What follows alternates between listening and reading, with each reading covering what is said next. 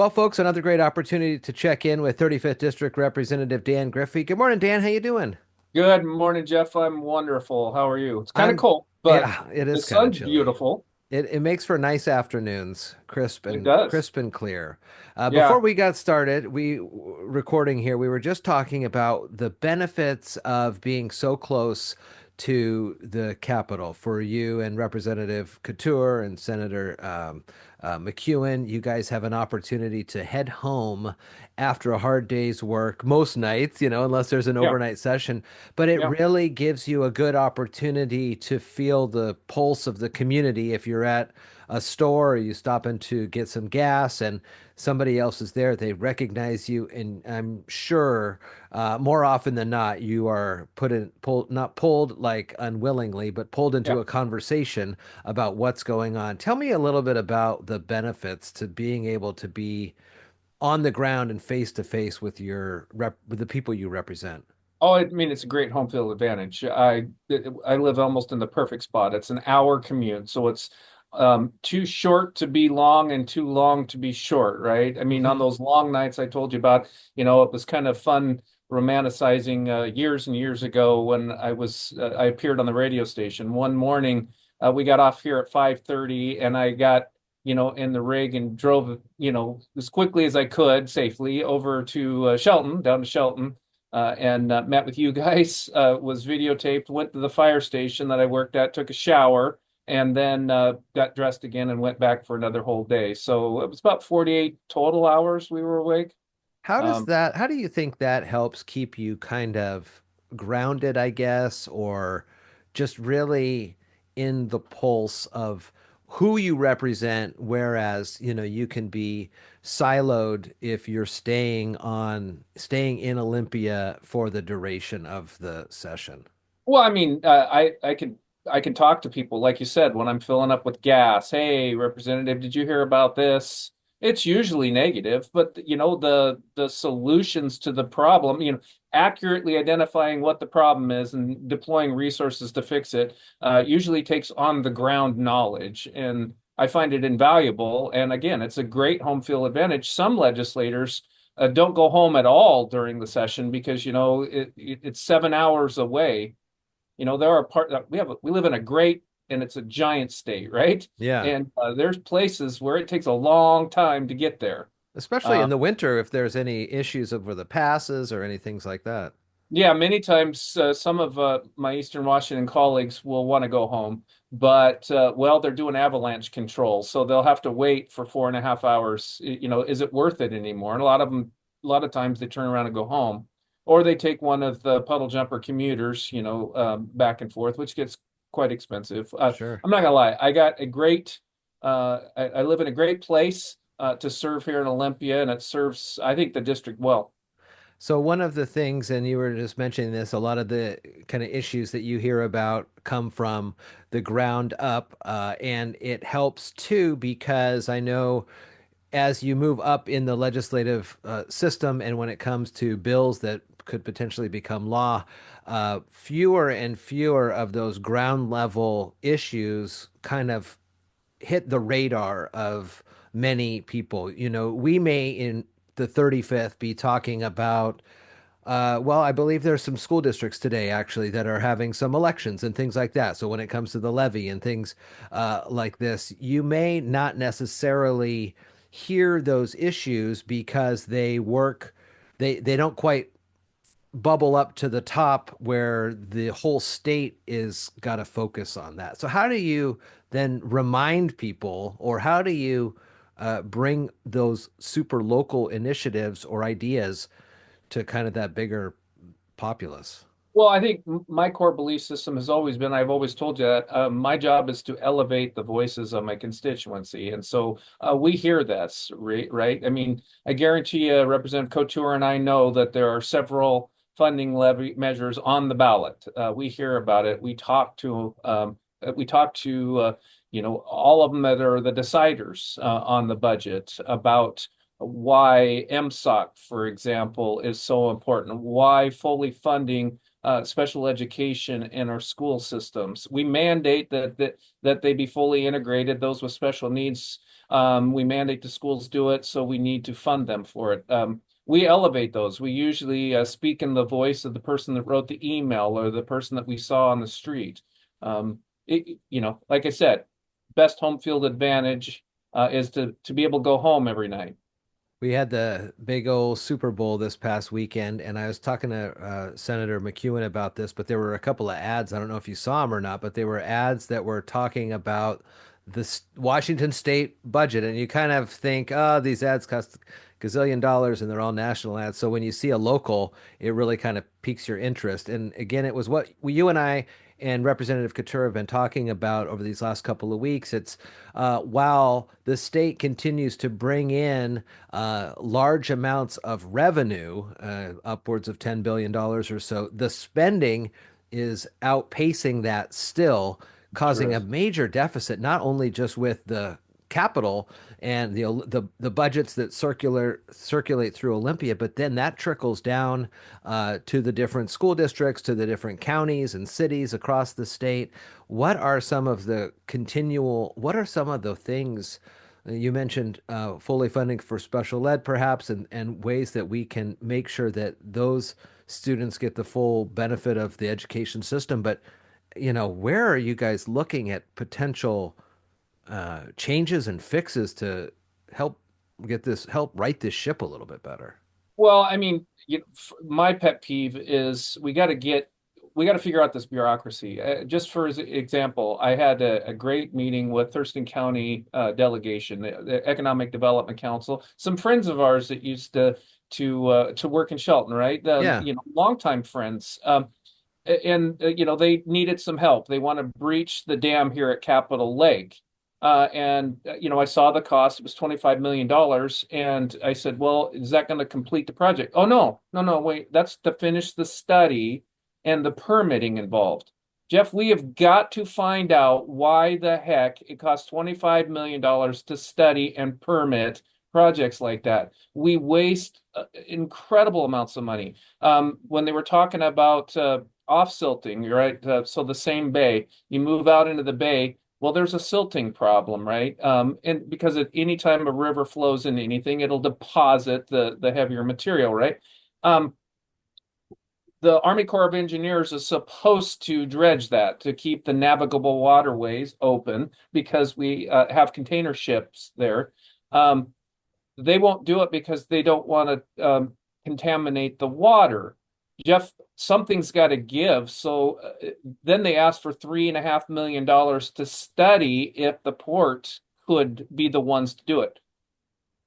We can't waste our money this way any longer, Jeff. We need to actually be spending our money on completing the projects.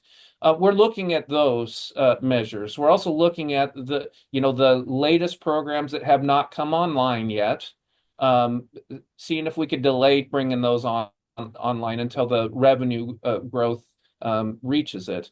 But the core basic functions or priorities of government, public safety, public school system, and our transportation system should be kind of the rock, the rock bottom, the bedrock, and we should build from that. That is the priorities that we are looking at to bring into this budget discussion negotiations.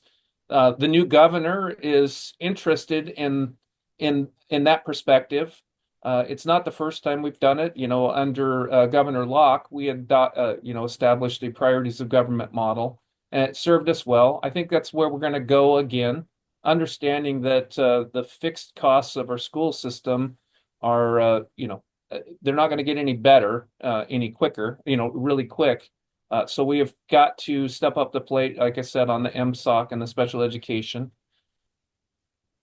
So I mean, you've been in Olympia for a few years now. So when it comes to these study sessions or studying this issue, like you said, 3 million bucks or 25 million bucks just to finish the paperwork essentially before you even bring any sort of equipment into this Capitol Lake example, where again, I guess we were just asking why, but why and where do these funds go?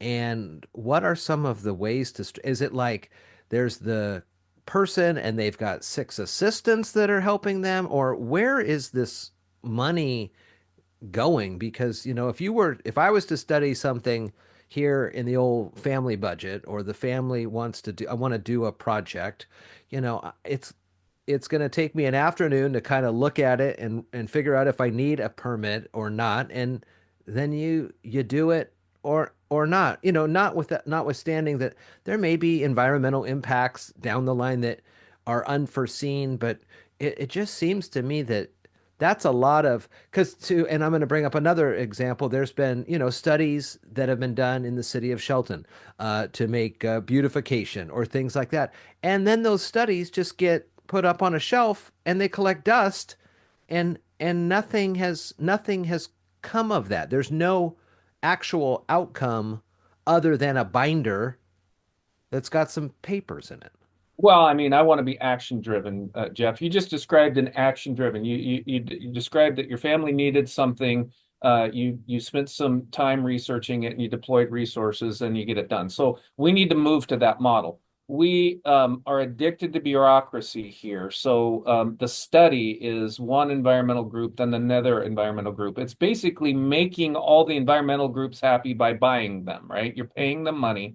And then if we're going to do that, I guarantee the project will have environmental mitigation concerns. So not only would they would identify during that $25 million study period the impacts that they will have on the environment.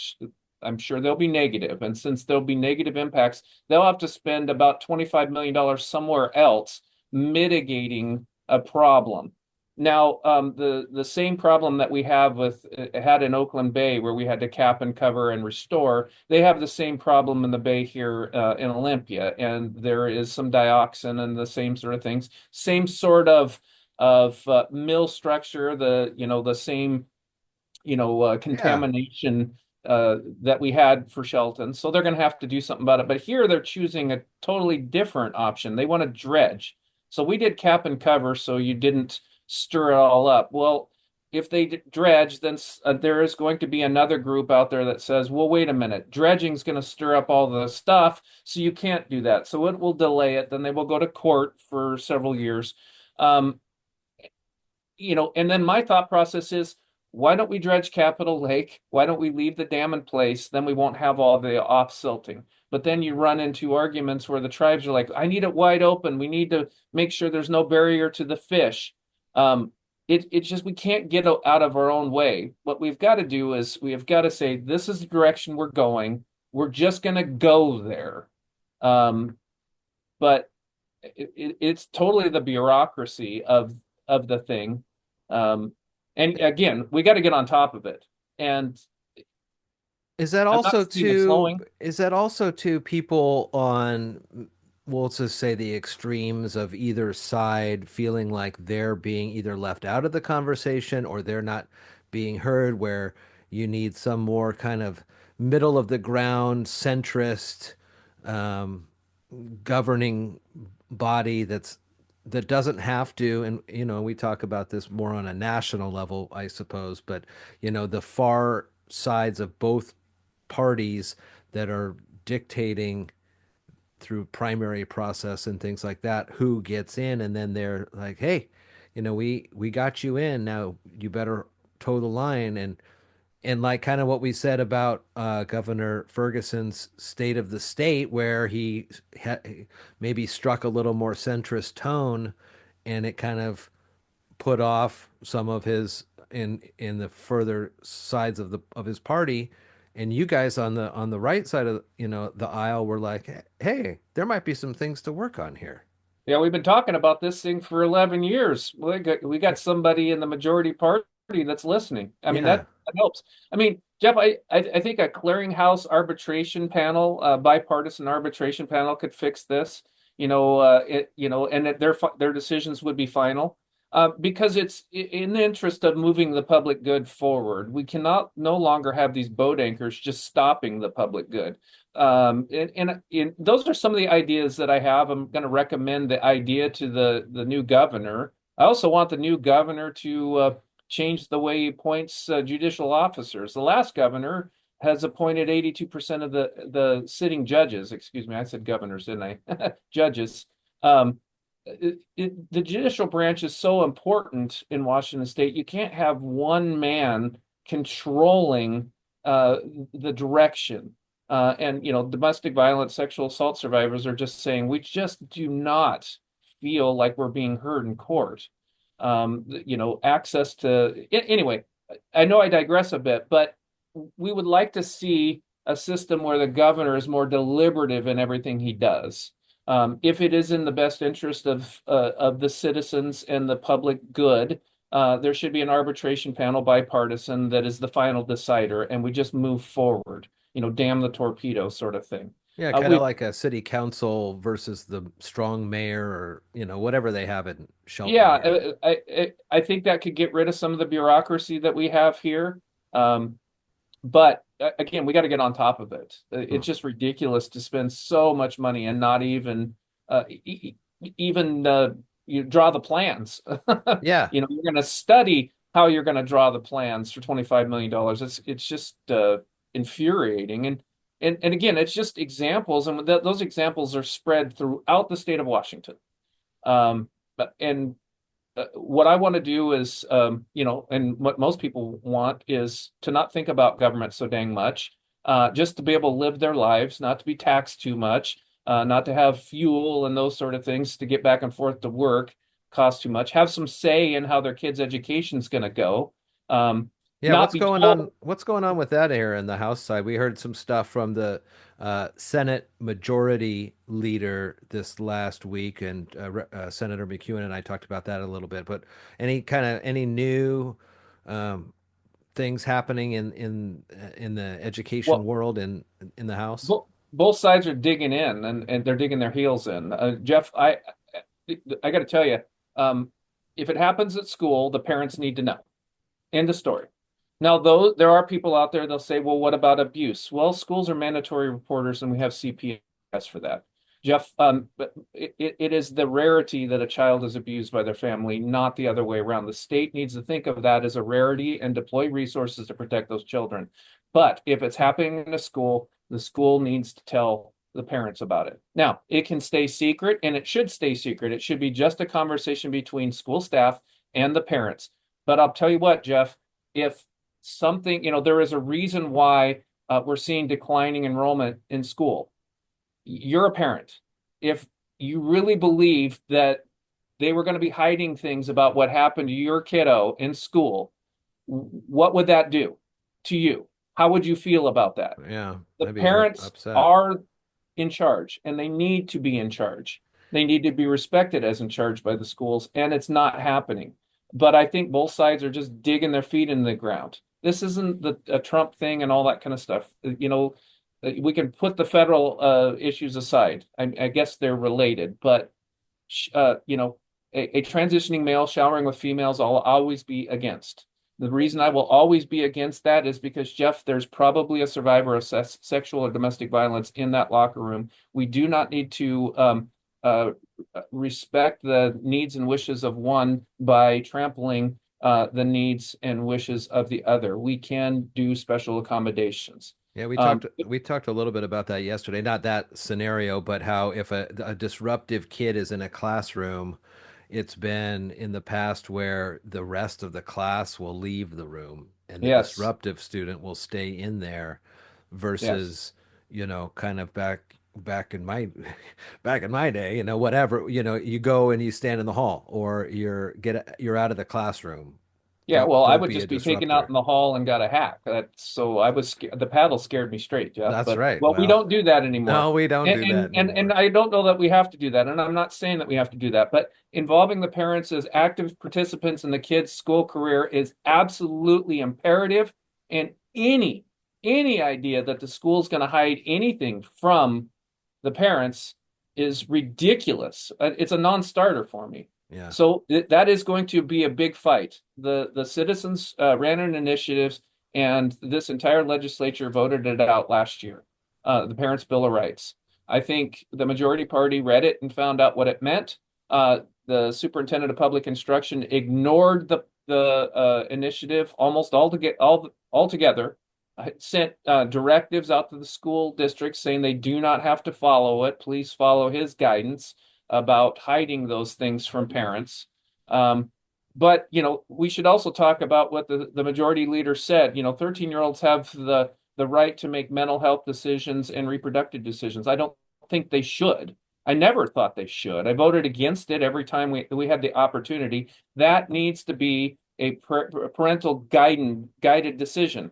And I'll tell you what, Jeff, the majority party says that their brains don't fully develop till they're 25 years old. So we really shouldn't hold them too accountable for things like murder and rape, because they can't make good decisions. Jeff, they can make good decisions on what drugs they take without their parents for mental illness, whether or not to have their genitalia removed.